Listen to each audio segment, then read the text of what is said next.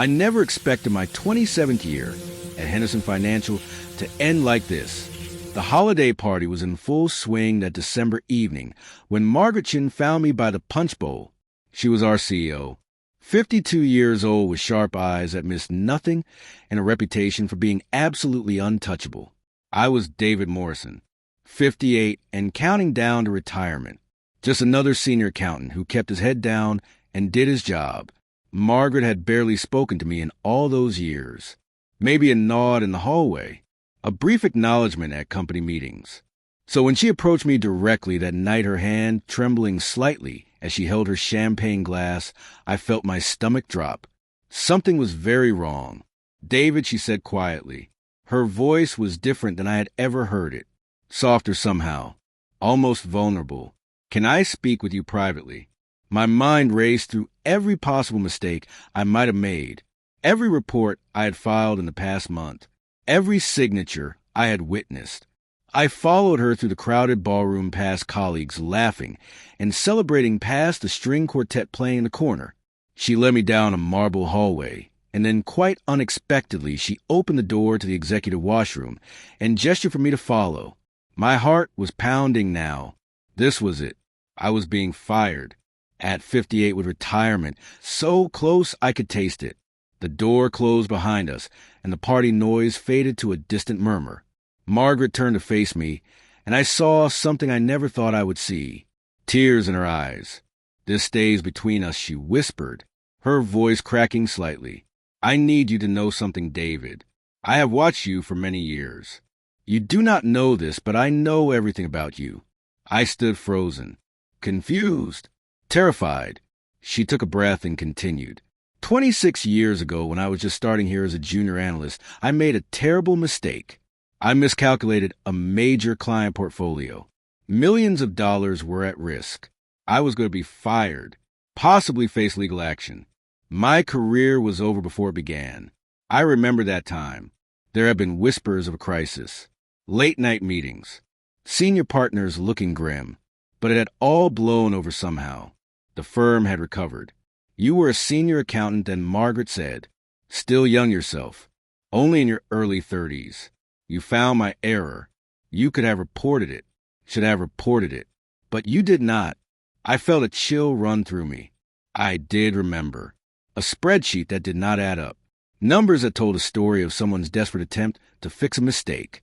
I had spent 3 nights in my office quietly recalculating everything, adjusting entries, spreading the corrections across multiple accounts, so it looked like minor reconciliation issues rather than one catastrophic error.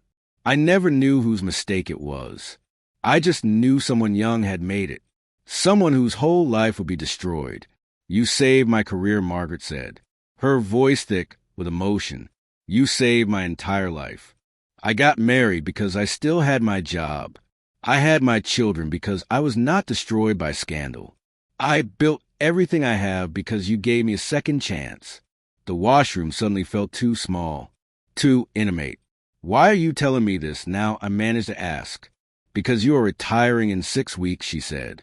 "And I cannot let you leave without knowing what you did, without thanking you. I have carried this secret for 26 years, David. It has eaten at me. Every promotion I received, every success I achieved, I knew I owed it all to your kindness, to your choice to see me as a human being rather than just a mistake." She reached into her jacket pocket and pulled out an envelope. "This is not payment," she said firmly. "You cannot pay someone back for giving you your entire life. But when I heard you talking last month about how you wish you could travel with your wife before your health declines further, I made some calls. Inside is a letter. My family owns a villa in Tuscany. It is yours for 6 months. All expenses paid. The caretaker staff will be there. Just go. Live. Enjoy the time you have left before retirement becomes routine." I stared at the envelope. My hands were shaking now, too. "Margaret, I cannot accept this." "Yes, you can," she said. "And you will, because I need you to understand something. The corporate world teaches us to be hard, to be ruthless, to see people as numbers and problems as obstacles to eliminate. But you saw a frightened young woman who made a mistake. You chose compassion over protocol. You chose humanity over policy. That choice changed everything for me. It taught me how to lead." She wiped her eyes quickly. "Every decision I have made as CEO has been guided by what you showed me that night when you quietly fixed my error, when I choose to mentor rather than fire, when I give second chances, when I see the person behind the mistake. That is all because of you." The party sounds drifted through the door. Someone was making a toast. Glasses were clinking. Life was going on as it always did. "You know what the strangest part is," I said finally. "I do not even remember making a conscious choice. I just saw numbers that needed fixing, a problem that needed solving. I never thought about reporting anyone. I just thought about making it right." "That is exactly why it mattered," Margaret said. "It was not calculated. It was not strategic. It was just who you are. Decent, kind, human." We stood there in the elegant bathroom for a long moment. Two people whose lives had intersected 26 years ago in ways neither of us fully understood at the time. Margaret straightened her jacket and composed herself. "No one can know about this," she said. "About the error. About what you did. The statute of limitations may have passed, but it could still damage the firm."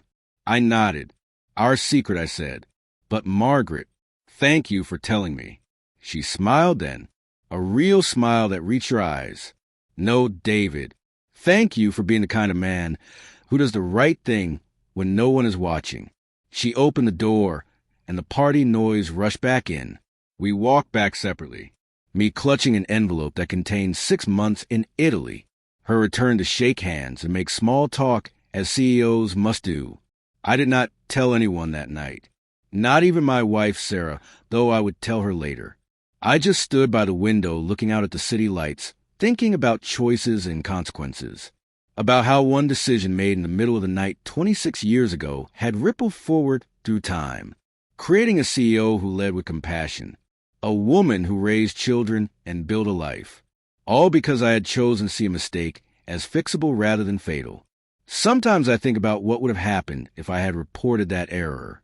Margaret would have been fired. Someone else would have become CEO.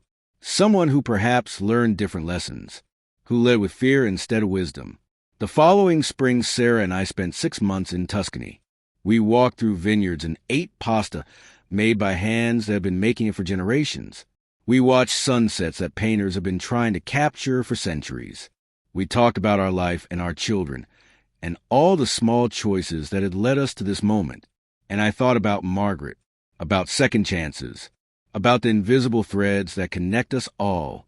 Sometimes the most important things we do in our lives are not the things we plan or strategize.